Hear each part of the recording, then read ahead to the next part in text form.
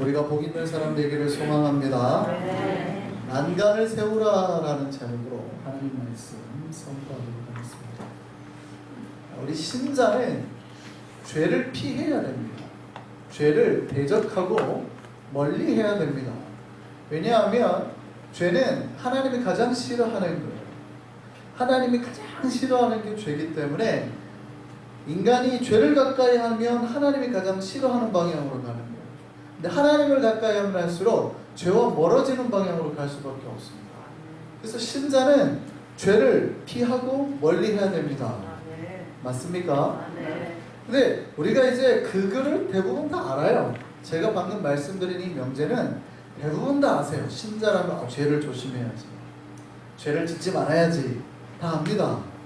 그런데 많은 신자들이 무엇가 죄인지, 어떤 것이 죄인지를 잘 모르는 경향이 있어요. 잘 파악하지 못하는 게 현실이에요. 그러니까 내가 꼭 의도해서가 아니라 의도하지 않고서도 죄를 자꾸 어기게 되는 거예요.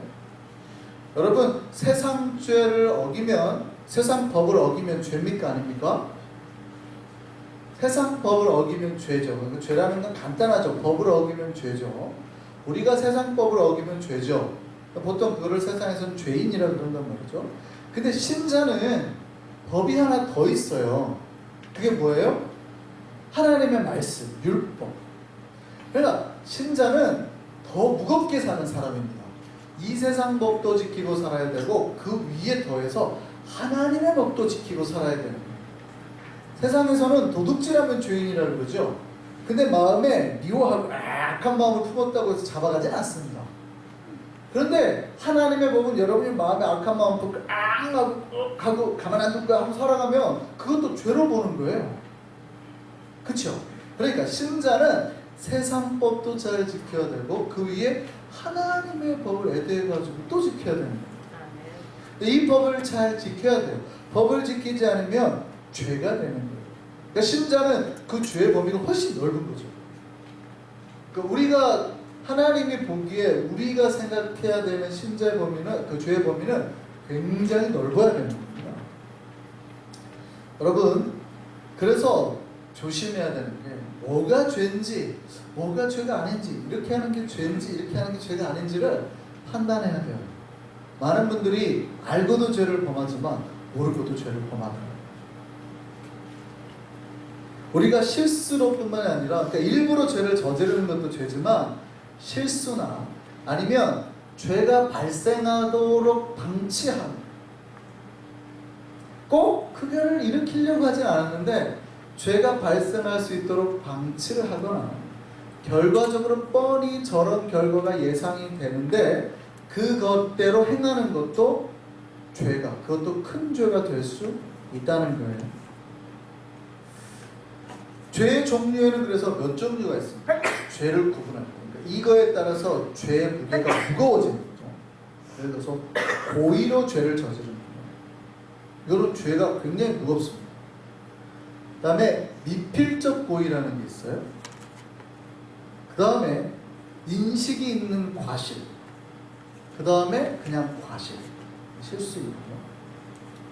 사람을 죽일 때 여러분, 의도해서 사람을 죽인, 내가 쟤를 죽여야지라고 생각하고 죽인 것과 실수로 죽인 거는 그 처벌하는 수준이 다르죠. 형량이 다르잖아요. 그러니까 이게 다르다. 사람을 죽였다는 결과는 같지만 내가 일부러 죽이려 했느냐 실수로 죽이려 했느냐에 따라 달라요. 고의와 과실이 달라요. 그죠? 그러니까 과실치사가 있어요. 사람을 죽이긴 죽였는데 과실로 죽인 경우는 조금 다르단 말이에요.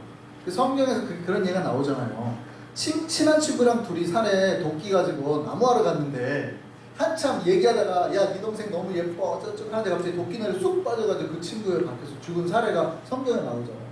그러니까 이거는 고의가 아니에요. 실수란 말이죠. 근데 이런 경우도 있어요. 그런데 그러니까 고의는 그 결과가 발생하도록 일부러 마음먹고 하는 거예요. 근데 과실은 그처럼 안 되죠. 그런 생각 없이 했는데 실수로 벌어지는 거예요. 근데 여기까지는 우리가 알겠어요. 근데 중간에 몇 단계가 더 있단 말이죠. 이게 죄가 될 수 있는지 없는지 여러분이 잘 생각하고 판단하고 평상시에 행동을 하셔야 된다는 얘기예요. 미필적 고의라는 말이 있어요. 그러니까 이거예요. 그 사람의 판단 수준으로는 저게 당연히 그런 일이 벌어지면 내가 그걸 할 때는 내가 상상했을 때 이런 결과가 발생할 것이다 라고 인지가 될 수 있는 거예요. 그런데도 불구하고 그걸 했어요. 그냥. 그럼 그게 그래서 어떤 결과가 발생했어요. 그럼 이게 과실일까요? 고의일까요? 예를 들어 좁은 골목길, 학교가 있는 그 앞에 길에 좁은 골목길에 애들이 많이 다니잖아요. 근데 이 차가 급해요. 급해서 그냥 쭉 스피드를 내고 쭉 달리다가 아이를 쳤어요. 근데 얘가 죽었어요. 그러면 이 사람은 저 아이를 죽이려는 고의성이 있어요? 아니면 과실이에요? 근데 경찰이 잡았는데 얘는 이 아이를 일부러 죽이려 했다고 해가지고 중형을 때렸어요. 그러면 여러분의 아들이나 딸이 그런 걸 당했으면 여러분 억울할까요? 안 억울할까요? 억울해요? 근데 죄송한데 그거는 법원 판단에서 억울하다고 하지 않고 고의가 있다고. 얘는 이 아이를 죽이려 했다고. 얘는 이 아이를 죽이려고 하면 그걸 뭐냐면 미필적 고의라고. 그러니까 학교 앞이라면 당연히 아이가 있다라는 것을 정상적인 사람은 판단을 해야 된다는 거예요. 그리고 내가 이 빠른 속도로 갈 때 이 아이들이 막 이렇게 왔다 갔다 하는 상황에서 부딪히면 애가 죽을 거라는 거를 상식적으로 판단을 해야 된다는 거예요. 근데 그 판단을 하지 않고 달렸다는 얘기는 아이를 죽일 의도가 있었다는 거예요. 억울하죠? 우리 자식 너무 얘는 스피드를 좋아할 뿐이지, 얘가 스피드를 좋아했을 뿐이지 애를 죽이려는 게 어디가 있어요 라고 본인은 생각할지 모르지만 굉장히 무거운 형을 받고 있는 거예요. 굉장히 무거운 거죠. 제가 말씀드렸죠. 한국에서는 10살 미만이면은 만으로 이 아이가 살인을 저질러도 감옥에 가지 않고 아예 취조도 받지 않습니다. 너 왜 죽였어? 경찰에 와서 붙지도 않습니다. 왜냐하면 이 아이는 아예 그런 판단을 하지 못한다고 생각하는 거예요. 그래서 실제 용인에서 아이들이 아파트에서 벽돌을 던져가지고 사람들을 죽였잖아요. 근데 아이들은 안 잡혀갔어요. 묻지도 않습니다. 왜 그런지 아세요? 요즘에 그 워낙 말이 많은데 법이 바뀌어야 된다는 말이 많지만 이 아이들은 그런 인식을 못한다는 거예요. 판단할 수 없다는 거예요.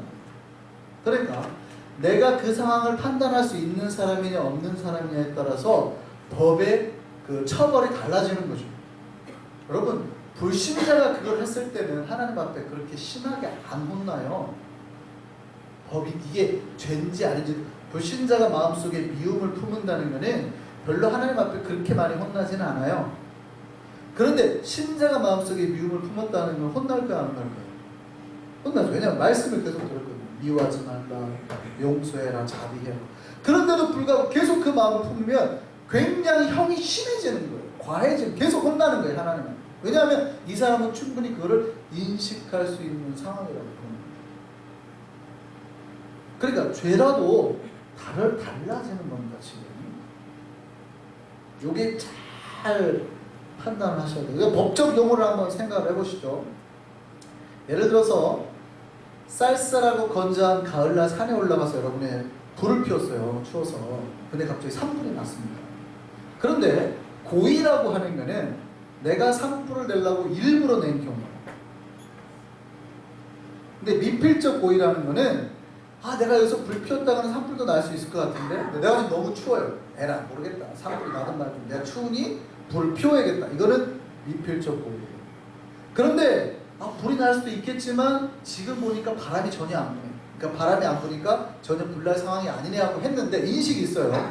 불이 날 수도 있지만 지금은 산불이 안 날 것 같아 하고 했는데 갑자기 불이 나가지고 저기 산이 홀랑 탔어요. 그거는 인식이 있는 과실이에요. 과실이에요. 근데 과실은 뭐냐면 불 안 나. 이런 건 불도 안 나라고 했는데 진짜 불 나는 거예요. 조금씩 다르죠. 그러니까 이거에 따라서 죄가 좀 심해지고 나쁜 죄냐 아니면 그래도 조금 용서할 만한 죄냐가 나눠진다는 거죠. 여러분, 우리의 삶에서 우리가 죄를 안 지어야 되겠죠. 죄를 안 지어야 되지만 실질적으로는 여러분 얼마나 우리가 죄에 대해서 조심해야 되냐면 우리가 일부러도 죄를 범하지만 몰라서 죄를 범하는 경우가 너무 많아요. 그러니까 제가 보기에는 와, 이 신자들이 저게 죄인지 아닌지를 잘 모르시나 보다 라는 생각이 들 때가 있어요. 아, 저렇게 행하는 것이 죄인지를 잘 모르시나 보다. 저렇게 말하는 걸로 봐서 저분은 이거에 대한 인식이 별로 없으시나 보다. 그럴 때가 있어요. 그러면 좀 어려워요. 설명을 해드려야 되니까 어려워지는 거예요, 대화가. 아, 이분은 이게 지금 저렇게 화내는 걸로 봐서는 그게 죄라는 인식이 별로 없으시나 보다. 이렇게 되는 거죠, 지금. 그러니까 여러분 조심해야 돼요. 신자는 특히 신앙생활을 오래 할수록 이게 죄인지 아닌지 훨씬 더 민감해지셔야 돼요. 하나님은 신자의 삶에서 이런 복잡다양한 죄들이 틈타지 못하게 하라라고 권고하거든요. 그러니까 이게 하나님이 얼마나 죄를 싫어하는지 알 수 있는 거예요. 하나님은 죄가 우리 개인 각자의 어떤 윤리적 삶에서만 개입하는 거죠. 쉽게 말하면 내 마음에 막 나쁜 생각이 들어오고 이런 것뿐만이 아니라 심지어는 내 삶의 양식에서도 그 죄나 과실이 들어오지 못하게 막고 있다. 그게 이제 오늘 본문이죠. 집을 지을 때 하나님이 이렇게 권고합니다. 너희가 집을 지을 때 지붕에 난간을 세워라. 굉장히 독특한 명령이에요. 아니, 하나님께서 신자들이 집을 어떻게 짓든 무슨 관심이 있냐고, 그죠? 아니, 내가 집을 이렇게 짓든 저렇게 짓든 하나님이 뭐 거기까지 신경을 써요. 이게 지금 모세오경이라고 말씀드렸잖아요. 모세오경은 유대인들은, 그러니까 랍비도 초보 랍비는 모세오경 가지고 설교도 못하는 거예요. 연서 가지고 설교하는 거, 이거 가지고는 설교를 할 수가 없어요. 굉장히 레벨이 높은 랍비만 설교할 수 있는 거예요, 모세오경은. 그래서 예수님의 사역 초기에는 모세오경 가지고 한 번도 설교를 안 해요. 3년 뒤 지나고 난 다음에 모세오경을 가지고 이렇게 하지. 그러니까 랍비 수준이 높아졌음을 보여주는 거거든요. 아무나 모세오경을 가지고 해석도 할 수 없는데 모세오경에 뭐가 들어가 있어요? 니네가 집 지을 때 지붕에 난간을 지어라. 이게 지금 오늘 본문 구절에 들어있는. 여러분 읽을 때 왜 이런 거를 다 집어넣나 이렇게 생각해야 돼요. 기가 막힐 노릇이거든요. 뭐 하나님은 우리가 지붕에 난간을 짓든 말든 뭐 펜스를 높이든 말든 별 신경을 다 쓰시는 거예요. 왜 그럴까요? 하나님은 우리의 삶의 양식에서 오는 실수, 이게 실수든 아니면 미필적 고의든 내 삶에서 혹시라도 죄가 될 수 있는 모든 것을 막겠다라는 강력한 의지예요. 이게 혹시라도 백성들에게 죄로 발생할 수 있을까봐 다 막겠다라는 뜻이라고. 한국의 전통집은 주로 이제 초가집이나 기와집이죠. 약간 지붕이 이렇게 뾰족하거나 둥그스름합니다. 왜 그럴까요? 한국은 뭐가 많이 오니까 기후가 비나 눈 많이 와요. 눈이 많이 오는 서구의 집들은 더 뾰족해요. 완전 뾰족해요. 눈이 쌓이면 지붕이 무너지니까. 그리고 방향은 어디입니까? 항상 남향이죠. 그래서 남쪽으로 창을 내게 쓰죠. 항상 한국은 남쪽. 왜냐하면 그래 아침 햇살이 많이 들어오고 집이 습해지지 않고, 그리고 여름에는 시원해지고 겨울에는 따뜻해지고. 이 생각을 가지고 남미나 이쪽 남반구로 가시는 분들은 남쪽 집을 가끔 찾는 경우가 있는데 남쪽은 북향집을 찾아야죠. 거꾸로니까 북으로 창을 내겠어. 그래야 따뜻해지는 거예요. 항상 남쪽이 아닌가. 우리는 북반구에 있으니까 남쪽으로, 남반구에 있는 사람은 북쪽으로. 그러니까 삶의 문화나 주거가 삶의 양식에 따라서 바뀌는 거예요. 집은 삶의 문화를 담고 있고, 예수님 당시에 팔레스타인 집은 석회 건물에 진흙 벽돌을 쌓아서 올렸습니다. 그래서 어떻게 생기냐면 큐브처럼 생겼어요. 사각형. 대부분 단칸방입니다. 대부분 2층, 그 안에 2층 집도 있지만 대부분 단칸방이에요. 그러니까 더우니까 창문도 작아요. 그래야지 버티는 거예요. 대신에 뭐가 많냐면 습기가 많거든요. 창이 잘 안 들어 그러니까 사람들이 주로 덥고 이럴 때 생활을 어디서 하냐면 생각보다 지붕에서 생활을 많이 해요. 지붕이 굉장히 판판합니다. 그래서 롤러로 자주 이렇게 해야 돼요. 비가 많이 오고 나면 그 진흙이 떠가지고 거기서 막 풀도, 성경에 보면 지붕에 막 풀이 자라고 하는 장면들이 나오는데 그게 비가 왔는데 수리를 안 해줬어요. 그러니까 롤러로 자주 문대서 판판하게 해줘야 돼요. 지붕에서 주로 뭐를 하냐면 다과를 해요. 거기가 리빙룸이 되는 거죠. 그리고 거기서 주로 기도를 많이 합니다. 성경에 보면 지붕 위에서 막 설교를 하거나 선지자들 외치는 장면도 나오죠. 그러니까 지붕이 바로 그런 장소예요. 그런 장소. 우리 사진을 한번 보실까요? 자, 지금 저렇게 뚫려져 있습니다. 저게 이제 팔레스타인 지붕인데 저렇게 단칸바라에 저기 안에 동물도 살아요. 네, 저렇게 되어 있는 거예요. 그런데 주로 이제 지붕으로 올라가는 계단이 있잖아요. 지붕에 올라가는데 저기는 지금 옆에 난간이 다 쳐져 있죠. 저 난간을 치라는 거예요. 그리고 계단 같은 데 이렇게 올라갈 때 잘못하면 미끄러질 수 있겠죠. 그러니까 지붕에 만약에 난간을 치지 않으면, 자, 이거는 누구를 향한 메시지인지 잘 들어야 돼요. 젊은 그리고 힘이 건장한 남자들은 별로 떨어질 일이 없어요. 그런데 누가 발을 헛디딜 확률이 높아요? 힘이 없고 약한 어린아이. 그러니까 집을 짓는 사람은 주로 누구예요? 힘센 남자. 이 사람들은 집을 지을 때 저 평상시 생활보다 더 위험한 상황에서 집을 지어요. 그러다 보면 이 정도는 위험한 것도 아니고 괜찮아, 안 해도 돼 라고 생각할 수 있는데, 누구를 향해서 배려를 하라는 거예요?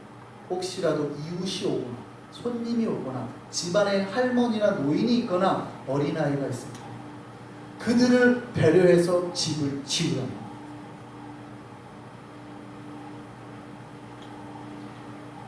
놀랍게도 하나님 뭐라고 말씀하시냐면, 만약에 니네가 저 난간을 짓지 않아서 사람이 다치면 그 피를 니네 집에 돌려버리겠다.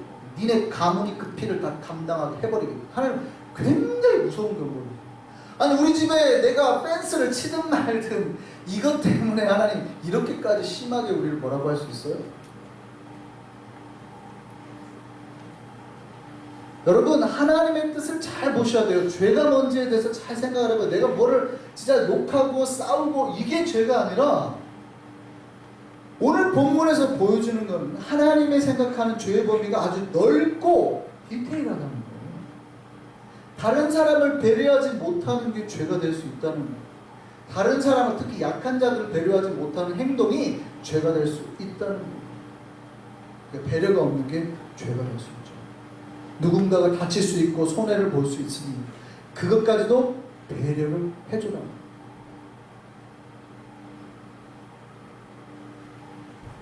고의로 지은 죄뿐 아니라 배려가 없는 미필적 고의나 내가 인식했던 했는데도 어떤 범하는 실수 같은 것도 죄가 될 수 있다. 운전할 때 이 도로에서 내가 빨리 달리는 걸 좋아하지만 그 개인의 취향일 수 있잖아. 여기에는 어린아이가 있으니 당연히 속도를 줄여줘야 되는 사회적 배려. 그거 하지 않으면 큰 죄가 될 수 있다. 우리는 억울하다고 말할 수 있어요. 근데 하나님 보기에 아니, 배려가 없으면 안 돼. 그건 큰 죄야. 우리가 누군가를 대할 때, 말을 하거나 행동을 하거나 그들의 어떤 걸 할 때 그들을 배려하지 않고 함부로 행동하는 모든 것들이 죄가 될 수 있어요. 그 하나님 보는 거죠. 쟤 좀 봐. 배려 없이 행동하는. 근데 배려 없이 행동하는 게 큰 나쁜 결과를 가지고 왔어요. 하나님은 그거를, 그 피를 너에게 돌린다고 하는 게 아니라 네 가문에, 네 집안에 다 돌려버리겠어. 이렇게 합니다.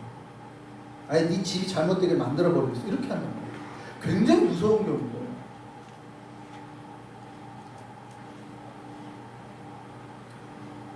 여러분, 우리가 삶을 살아갈 때 우리의 마음에 다른 누군가에 대한 배려와 여유가 있기를 바랍니다. 우리가 집에 난간을 저렇게 세우려 할 때는 좀 여유가 있어야 돼요. 시간적 여유, 아니면 흙에 대한 여유, 재정적 여유뿐만 아니라 마음의 여유. 펜스 좀 짓지, 좀 더 높게 짓지. 근데 야, 요만큼 짓고 됐어, 하나님 지으려 했으니까 율법적으로 펜스 지었네, 요만큼 짓고 딱 요만큼 짓고 됐네, 그래도 우리가 법은 지켰잖아. 여유가 없어요. 조금만 더 높게 짓지. 그렇죠? 사람이 안 떨어질 정도로는 지어줘야지. 왜 그러는 거예요? 배려가 없어요. 마음에 여유가 없어요. 급한 거예요. 그러니까 얼마나 급하면 난간도 세우지 않고 살아가냐고요. 우리의 마음에 다른 누군가에 대한 배려와 여유를 좀 두고 살 수 있기를 바랍니다. 이 배려와 여유가 없으면 죄가 발생이 돼요. 마음이 급해지면 쉽게 그 마음에서 분이 나고 화가 나고 작은 문제도 큰 걸로 만드는 경향이 있거든요. 어느 큰 부자의 집에서 파티를 했거든요. 손님들이 많이 모아놔가지고 하는데 어떠한 하인이 포도주를 가져오다가 실수로 잘못해가지고 이렇게 밀려가지고 벽에다가 포도주잔을 탁 이렇게 포도주를 이렇게 부딪혀가지고 깨버린 거예요. 그러니까 벽이 포도주로 다 물들어버려요. 어떻게 하면 될까요? 괜찮아, 빨리 따르고 따라가자, 이러면 될 거 아니에요. 갑자기 주인이 화를 내요. 이 자리가 어떤 자리인데 너 따위가 하면서 뭐 화를 네가 분위기 다 망쳤어. 그리고 이제 수습이 안 되니까 손님들을 다 데리고 사냥을 가고. 그러니까 하인이 이제 큰일 나죠. 마음에 두려움이 생기고 공포가 생기고 무서워집니다. 그때 손님 중에 한 분이 사냥을 한다고 그 자리에 나옵니다. 그러더니 괜찮다 토닥토닥 하더니 갑자기 그림을 그리기 시작합니다. 그리고 아름다운 사슴들이 좀 지나니까요. 그 벽에 아주 유명한 그림 하나가, 멋진 그림 하나가 그려집니다. 그게요, 그 그림이 실제 쫓기는 사슴이라는 제목의 작품입니다. 주인이 돌아오니까 너무 멋진 그림이 그려져 있잖아요. 그러니까 어떻게 돼요? 바로 하인도 용서하고 모든 손님들이 갑자기 분위기 나빴는데 좋아졌죠. 그 작품을 한번 보시죠. 이 작품입니다. 쫓기는 사슴. 누군가가 실수로 그냥 확 저쪽 같아요. 포도자를 확 했는데 거기에다가 이렇게 하더니 멋진 사슴. 자, 지금 이 이야기에 두 사람이 대비가 되죠. 한 명은 주인입니다. 성급하죠. 여유가 없죠. 그러니까 순식간에 분노로 분위기를 망치고 누군가의 마음을 불안하게 하고 공포에 쌓이게 만들고 있어요. 근데 다른 한 사람은 공포에 쌓여있는 사람의 마음을 풀고 분위기를 화기애애하고 또 회복시켰어요. 좋게. 자, 생각해 보시죠. 두 사람 중에 누가 크리스찬인지 아닌지는 모릅니다. 여러분 생각엔 누가 크리스찬 같습니까? 주인인가요? 역할을 그린 손님인가요? 손님 같죠. 만약에 주인이 크리스찬이라면 우리는 좀 놀래요. 상처받아요. 그리고 크리스찬이야 이러면서 놀래요. 왜 그러냐면 예수님께서 산상수훈에 그렇게 말씀하셨어요. 누가 하나님의 아들이냐? 하나님의 아들이면 누가 하나님을 믿는 신자냐 배웠겠죠? 누가 하나님의 아들이냐라고 했을 때 화평하게 하는 자가 하나님의 아들. 배려와 사랑으로 이 우리 모든 주변 사람들을 화평하게 하는 자가 하나님의 자녀. 그럼 누가 그 배려 없고 여유 없고 자기만을 생각하고 아예 여기 다 다닐 수 있어. 굳이 난간을 왜 세워? 할머니들하고 애들 아니 그래 잘 생각해. 상관없어. 나는 잘 다닐 수 있어. 라고 말해버리면 그 사람 뭐가 없어요? 배려와 여유와 사랑이 없어요. 누가 하나님의 아들이에요? 그 다른 누구까지도 다 회복시켜서 그들 마음까지도 편안하게 해줄 수 있는 거죠. 그들을 예수께서 뭐라고 그래요? 하나님의 자녀.